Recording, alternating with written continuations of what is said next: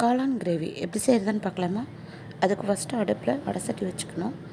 அதில் எண்ணெய், கடுகு, கருவேப்பிலை போட்டுக்கணும். அது நல்லா பொரிஞ்சதுக்கப்புறம் கட் பண்ணி வச்சுருக்க ஆனியனை சேர்த்துக்கணும்.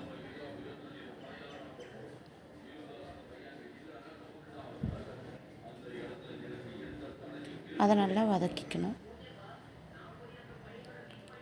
ஆனியன் நல்லா வதங்கினதுக்கப்புறம் இஞ்சி பூண்டு பேஸ்ட் போட்டுக்கணும். அதோட பச்சை வாசனை போகிற வரைக்கும் அதை நல்லா நம்ம வதக்கிக்கலாம். அப்புறம் நம்ம கட் பண்ணி வச்சுருக்க காளானை இதில் சேர்த்துக்கலாம்.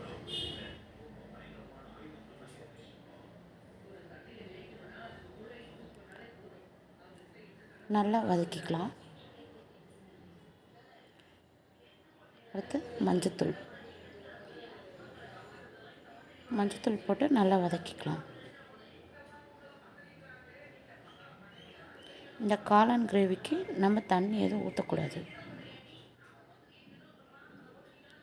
ஏன்னா காளான்லேயே தண்ணி நல்லா விட்டு வரும், அதனால் தண்ணி எதுவும் ஊற்றக்கூடாது. அடுத்தது நம்ம மல்லித்தூள் போட்டுக்கலாம்.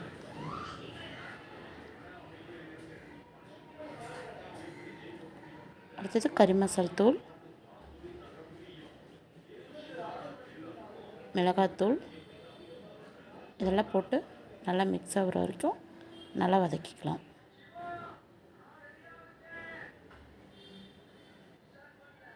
பார்த்திங்களா, நம்ம தண்ணியை ஊற்றலை, ஆனால் இதில் எவ்வளோ தண்ணி இருக்குது. ஏன்னா இந்த காளான்லாம் நல்லா தண்ணி விட்டு வரும், அதனால் இதுக்கு நம்ம ஒரு சொட்டு கூட தண்ணி சேர்க்க தேவையில்லை. அடுத்தது சிக்கன் மசாலா, ஒரு 2 ஸ்பூன் சிக்கன் மசாலா சேர்த்துக்கலாம். அதையும் நம்ம நல்லா வதக்கிக்கலாம்.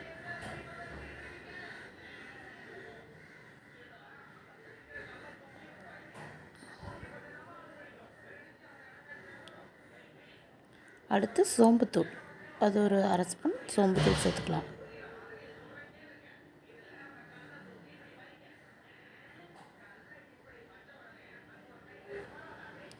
இதை கொஞ்சம் மூடி வச்சுக்கலாம். ஏன்னா அந்த தண்ணிலாம் வற்றணும் இல்லையா, அதனால் இதை நம்ம கொஞ்சம் நேரம் மூடி வச்சுக்கலாம். அப்பப்போ எடுத்து நம்ம ஒரு கிண்டி விட்டுக்கணும். ஏன்னா அடி பிடிக்காமல் இருக்கணும் இல்லையா, அதுக்காக. இன்னும் கொஞ்சம் தண்ணி இருக்க மாதிரி இருக்குது, அதனால் நம்ம திரும்ப மூடி வச்சுக்கலாம் ஒரு 5 நிமிஷம். இப்போ வெந்துருச்சு. இப்போ காளான் ரெடி.